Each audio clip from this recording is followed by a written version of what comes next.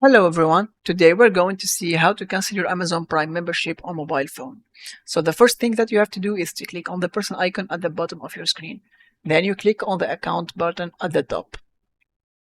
Once you do that, you will have to search for the option called Prime Membership. You select it and you go to click on Manage Membership, and you choose also the option Update, Cancel and More. You will be prompted of the screen and you will select End Membership. And now all what you have to do is to scroll down to the bottom and you click on continue to cancel. And once more, you click on end on the date that you have.